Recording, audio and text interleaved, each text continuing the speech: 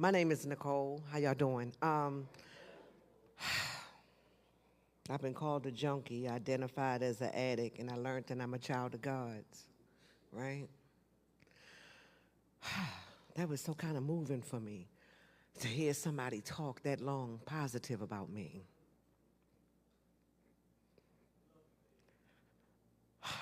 Um, Thank everybody that shared their honesty and their truth. It takes a lot of courage. Thank you, Zach, for having a speaker jam like this. Open my eyes to the things that are available in Delaware, right? So we can refer and we could sit back and assist people in different programs so that they can get to know God. That's a beautiful thing. Yes, I'm nervous, right? I pray, God, that I can decrease, that you can increase. In the name of Jesus, amen. I started off doing drugs at 13. I shot dope. I stuck my arm out. It wasn't for entertainment purposes. I wasn't trying to connect with crowds. I wasn't trying to be popular. It was because I had a very traumatic childhood, and it made me detached.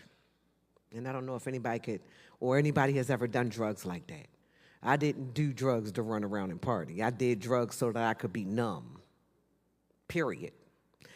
And the drugs I did was called more. I did all of them. Anything I was big and bad enough to do, I tried. And to be honest with you, I didn't even like God. I didn't think he was listening no way, so I didn't give him no real respect.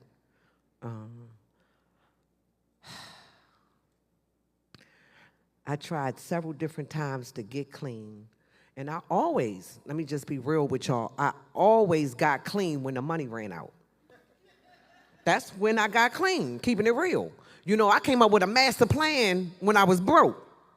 I'd be like, I'm going to get it together this time. You know what I mean?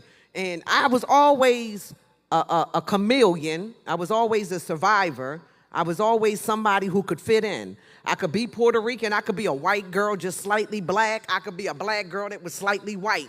I could fit in anywhere that required me to fit in. So I was a people pleaser. I was manipulative. I was conniving. And I was a bona fide Oscar-winning liar. I could convince you of anything. I was an actor without getting paid. I was really good at acting. Until I stumbled into the program of Narcotics Anonymous, and I didn't even believe that Narcotics Anonymous people were real. They sounded too good. You know what I mean? I just like, when you from the street, I wasn't blessed to have what the people call family. My grandmama died when I was 16, but I was homeless at the age of 14, unfortunately. They kicked me out, my other set of grandparents. My mother and my father had overdosed together, and my sets of grandparents did their best to try to raise me. So my family taught me how to shoot dope, the one set of grandparents and my uncles and all of them, and my other set of grandparents was from down south. And they tried to take me to church and invite me to a Holy Spirit thing. And I wasn't into that. I wasn't inviting no spirit up in me. And I was like, nah, I don't need that. Just pray for me. Because it was like they was, doing all that stuff, from down south. And I was just nah, we ain't doing that. And so I was around religion. I want to say that. The other religion they taught me was Islam, because my granddaddy and them was from Pakistan. And I was not a submissive type of little girl. I wasn't disciplined and submissive. So I was very much rejected and disciplined in that religion, so I didn't like that religion. And other religion, the Baptist, Holy Spirit-filled type of thing, they kept on praying for me and trying to lay hands on me, So I didn't feel a part of. And when I had got kicked out at the age of 14 years old, when you get rejected as a child on that level, Not in the mirror, not from one relative, but when the family say they don't want no more to do with you, something happens, and I can't explain it. You know what I mean? Something inside of me no longer wanted them, and I no longer wanted people. I no longer wanted anything. I wanted to be alone because I felt safer alone. So when you existing by yourself, you do what you want to do, when you want to do it, how you want to do it, because ain't nobody going to tell on you. I ain't gonna go to police and tell on me. I was not the one to call 911 and say, I did this, come get me. That's not my story. My story is that I did everything that was degrading, despicable.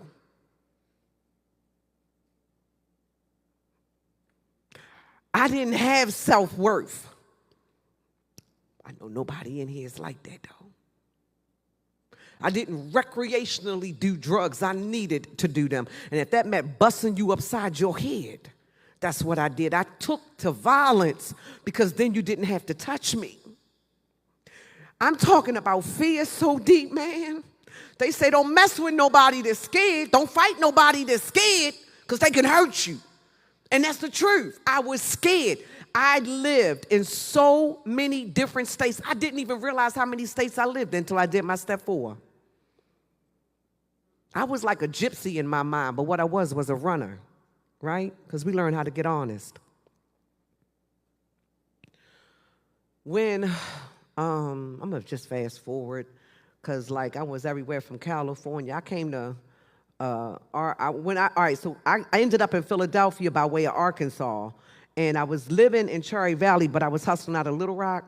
And so I was just tired, you know. So I was going to go to Philly because I heard about the recovery thing. So I wanted to go to the recovery house because, see, their rent was only $250. I told you I was always a smart one. You know what I mean? So their rent was $250 and everybody else's rent was like $600. So I was like, nah, yo, I'm going up in the recovery house. They don't know no better. You know what I mean? And so I went to the recovery house with the cash, and of course they accepted me. And I wanted my own room. And this girl, you know, had to share the room with her. And I was like, oh no, bitch, you getting up out of here. Like, you know, so that took place. You know, and still with my behavior, still with my mindset, right? And I'm sharing that because that's really where I'm gonna go at with this, that my behavior, all right? And I forgot to tell y'all, I wasn't even clean. I wasn't getting clean to live nowhere. You crazy. Every time it came time to pee, I was like, I can't, right? So I started paying people for their pee. So anyway, but they did introduce me, because you had to go to the Narcotics Anonymous meeting while you was living in the house, whatever. So I went, and it was like something in me wanted that. You know what I mean? So I became a part of Narcotics Anonymous. Not at that time, because I still got, you know, kicked out the house eventually, whatever. And I had went down Lehigh a little bit ways in Philly, and I got my own place, and I still was kind of going to the meetings, and something clicked. And I became a part of Narcotics Anonymous, and took the same person to the fellowship. You know, I was still all about it. I was about the recovery. I was about the literature. I could always read. It started making sense. It made me feel good to sound like them on a positive level. Spiritual principles kept me safe from religion, so I was okay with the spiritual principle thing. I could apply it and then call you out when you wasn't. I felt, you know what I'm saying, it empowered you. You know what I mean? True story. And, you know, in step 3, they teach us how to get with God. You know, we make a conscious decision to turn our will and our care. How is it? We made a conscious decision to turn our will and our life over to the care of God as we understood him. Is that how it go? Right. I'm nervous, so sometimes my mind skip. So when you make a decision to turn your life over to God, is different. So I'm going to share with you what was shared with me by my sponsor. There was 3 frogs on a log. Pay attention, y'all. 3 frogs on a log. 2 of them decide to jump off. How many frogs are left on the log? You must be in recovery, right? I said 1, because, you know, I wasn't in recovery that time, you know. So she said, Nicole, I'm going to say it again. There were 3 frogs on a log. 2 decided to jump off. How many frogs are on the log? I said 1. Can you count? She said, baby, just because you decide to do something don't mean that it's done. Recovery is action. So when you decide to get with God, have action with it. And it blew my mind. So I sat there, it's quiet, because, somebody shuts you down like that, you just shut up. I do. I mean, like, I had to go through, she thinks she all that. Like, she could have just said that, But I heard her later on that evening. So I was trying to get with God, and then I had a child. Because I was, somebody told me I was pretty. I wanted to become sexual. My parts filled out. And I had sex. Of course, we don't do that. And so I had sex. And I got pregnant and he got ghosts. But I had family all of a sudden. I need to mention to y'all, I don't have family. I was very much alone. Very much alone in my addiction after the age of 4. When my grandmama died in North Carolina from cancer, I was by her bed, and it ate her, and it ate her, and it ate her. And she kept talking about God and Jesus, and she said, baby, cancer is what they told me I had, but I know I got God. And I was like, what? Woman, you dying. She was like, and that stuff is what you do. It's not who you are. And I stayed with her until her last breath. And I went full-blown junkie level after she died. Because I felt like that was the last person that ever cared about me. And I was very much alone.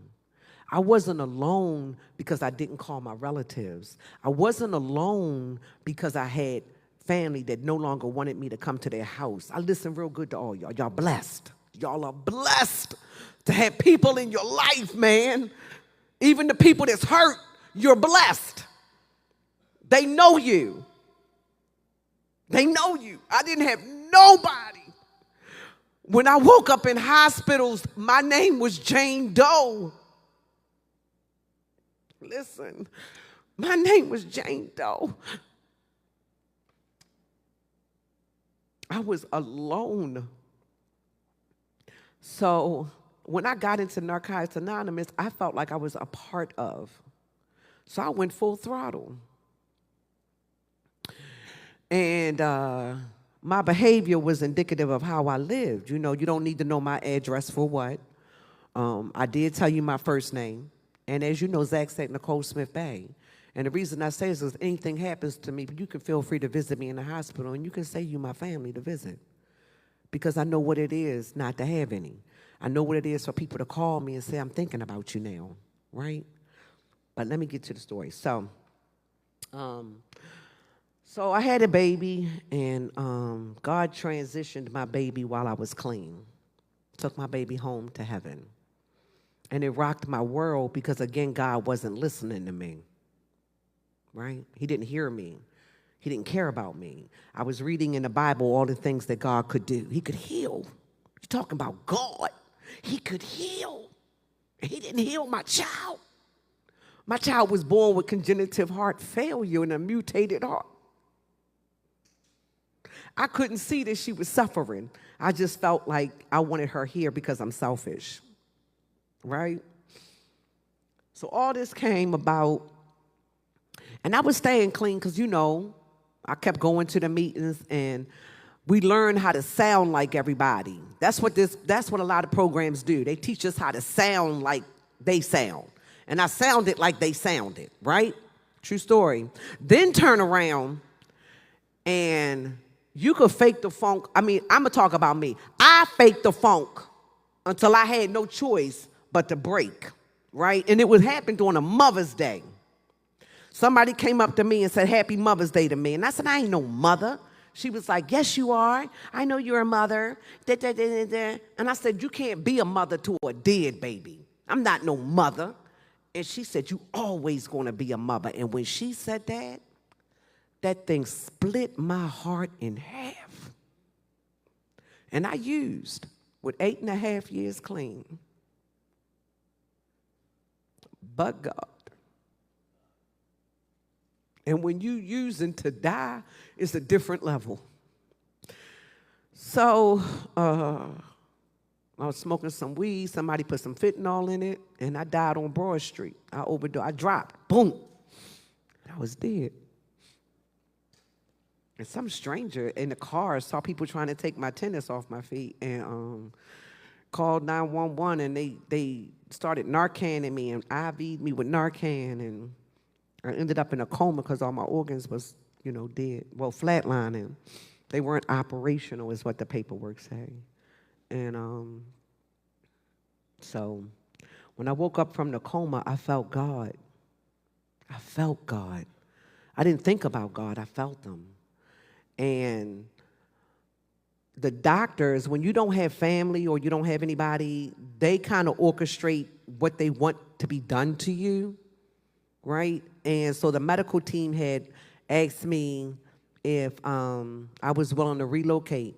And I was like, yeah, but I still couldn't walk, right? So then I learned that the people that were in Narcotics Anonymous, because I'm going to tell it all, right? They decided to go through my apartment since I was dead and take all my stuff. They said that they ain't want it out on the curve. So I'm homeless, right? Can barely walk, because when I fell over, so my foot stayed planted, but my body went over, so my heel completely, my ankle completely broke. And I couldn't use this arm, because you fall, boom, and with the weight of my body, I broke things. And I had to go to rehabilitation to learn how to walk again. And then after I was limping, I got driven to Sojourners. That's what Sojourners received all of that, 30-something years of. So they had the nerve. I was there for 2 days and going to tell me to check the chore list. Listen, I ain't telling no lie. I looked at Derek. I said, wait a minute, what you say your name is? He was like, my name's Derek, and go check the chore list, your name on there. And you got to do your chore every day. You living in here, ain't you? And he just walked away. I was like, Slim tripping. So I went up there to see if my name was on the chore list, and sure enough, it was on there 3 times. So I go over to the, desk. I said, why did you give me 3 chores? He said, what else you got to do? You a blackout. Listen, I was heated with that man. Then they made me wake up. And so they did have coffee, but they ain't had no sugar. So I was pissed about that. Then the brother, he gave me some sugar, but I let him know, I had major attitude with the brothers. I was like, look, don't think that because you giving me no sugar that you going to get some. And he was like, girl, please, nobody wants you. Like, whatever. And so I learned, right, that they do look out for you there. You know what I'm saying, Dreamer? You know how it is. Don't lie. And so turn around, and I had to go to this class called Out of Poverty. Did I stutter? It's called Out of Poverty. You had to graduate from that class in order to look for a job. So I'm living in a shelter. I am going to get clothes out of a clothing closet of donations. Some of them was in plastic bags. You hear me? And I was glad to be able to go into the clothing closet. Pat was like, what? Can I go, Miss Michelle? And I'm running to I was like, I can fit this. She said, Nicole, you can't fit that. Put that down. I can fit this. No, you can't. Put it down. Right? I'm serious. So that was my wardrobe, the clothing closet. And the whole hit was that the only place we went was to the Narcotics Anonymous meeting together and to the Out of Poverty class and to the courtyard. That's it. So a guy there, he was living there for a minute, and he said, I'm going to get you some cigarettes. He heard my little story or whatever. I don't know, but he gave me a pack of cigarettes. So my story, I started hustling the cigarettes because everybody didn't have cigarettes, and I ain't had no money. I wanted to go to the store. You know what I mean? So I'm like, look, I'm selling cigarettes for $1. You want a cigarette? Got a cigarette. I got $1.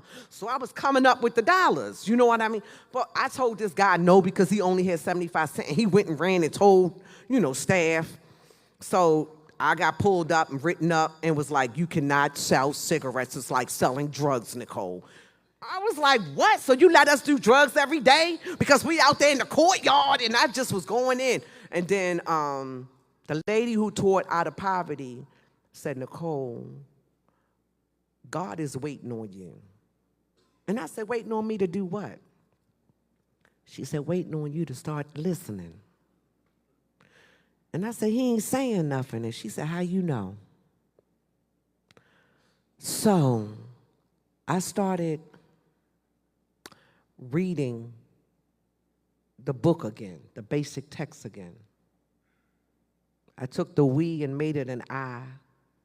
I got a sponsor. I redid step work. I started getting the Bible, and I started reading Matthew, Mark, Luke, and John so that I could understand and take it personal. Jesus. I got the gift of life. I got a second chance. I got a second chance. I ain't talking about what I earned, man. The literature says that when you are successfully clean, that we are considered miracles. I am a miracle. Don't nobody got to tell me that I'm a miracle. I'm a miracle because I know that I ain't supposed to be here.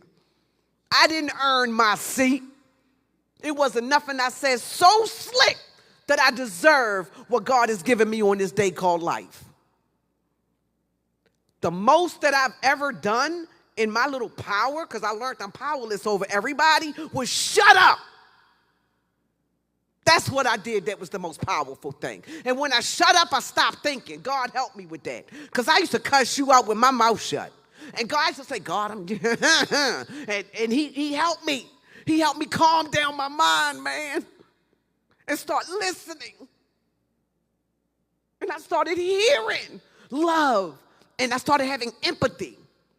And I started working. Because I graduated out of poverty, goddamn it. I was tired of reading, and I'm poverty because in this situation. Like, I was tired of that. So I learned the budget. They taught me that. I learned how to sit back and manage time. They taught me that in Out of Poverty. Time management, right? Things I must earn. I'm earning my time. Service is a part of breathing. How grateful am I? Do you want the clothes off my back? Here you go, because I got some more over here. I learned that. When you shopping out of a closet and them clothes come out smelling like mildew and you happy because they giving you Tide and you can wash them.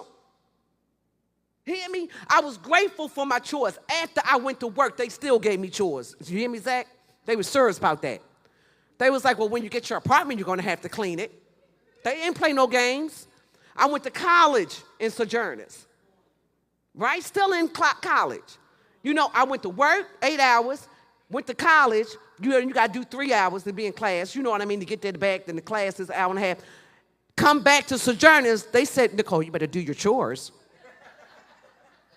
I'm going to tell you how serious this thing is, man. Every week I would fill out a pass. You had to fill out a pass and ask permission to have a pass, right? And I would fill out my pass. I'm going, to the mall, right? And it was so that way it could be a long one. You could be like 10 hours out of the building on Friday, Saturday, or either Sunday. So I filled out my pass for every single day of the weekend. Here's my hand to God, I ain't never go nowhere. That's what Sojourners taught me. Just because you got and they passed me. My name would be up on that list every single week. And they said, if you ain't got nowhere to go, why go? And I learned that I could have the privilege of going somewhere, but is it healthy for me to go? Sojourners helped me to budget my money, so I was tired of catching a bus. So they let you save up your money so long as you purchase a vehicle, you can have one. So I purchased my vehicle at Sojourners. In order for me to purchase my vehicle, you have to also have license, and you also have to have insurance to park it at Sojourners. And so I did that. And then I started saving up for the apartment. And then I got scared. I had a cancer scare, right? Miguel came. Miguel, no. That's a brother. Kissed me gently on the cheek. Then it sounded all romantic. I was like, oh, he is old. But the truth of the matter is, that's the man that came and picked me up after my biopsy for my breast. He was in the waiting room. True story. The nurses told me. He was saying, I need to go back there with her. Can I go back there with her? They was like, no, you're going to have to wait out here, sir. Like, you know what I mean? Because he was going to be there. Because he know I ain't got no family. After I come out, boobs swollen, all this gauze all over the place, he like, come on, sis, we going to go eat. I'm taking you red lobster. I was like, man, don't nobody feel like eating. But we sat there and laughed. He said, order whatever you want. Just eat. I was like, I want to go to sleep. He said, eat, girl. Get some fish. Get a lobster. I was like, all right, Miguel. I moved out of Sojourners. I got a job. I was a job in the field. I work at a acute psychiatric hospital called Metalwood. And so I talked about me, and they say I'm a success story. I am no longer surviving.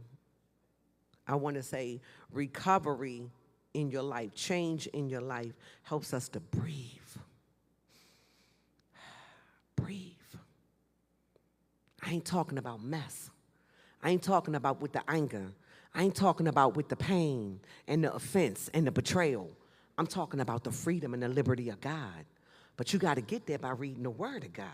You can't get my God unless you start reading about Him. You understand what I'm saying? You can get saved like that. But delivery and deliverance and the things that present the freedom, you get in the recovery aspect to learn what to take to God so that you can change. If I could fix me, don't you think I would have? Come on. So, by me working at Metalwood Acute Psychiatric Hospital, a lot of people that decided to leave the program, because, you know, they got it. I got a job now. I don't need this place. Y'all niggas homeless. I ain't homeless. But you living there, right? But whatever. And unfortunately, I see him at work. And you know me. Need a cigarette, good brother? Welcome back. You made it. Because they dying out there, man. They dying. This thing take body limbs now. So I got a promotion to be activity coordinator. And that blessed me to engage with the different programs and be more engaging with the clients that are in there. And a lot of what we suffer from is the disease of addiction. I heard somebody mention it, right? I don't mind mentioning it. The disease of addiction and mental health. Let me share that. Because all the trauma I've been through as a child, I needed a therapist. And therapy is a very good idea for Nicole Smith to the Bay. Let me share that. So I can know how to get to God and keep Him, right? So Sojourners is an awesome program. I still can walk up there. They do got, a whole bunch of stuff going on all the time. I don't be trying to participate with all that mess.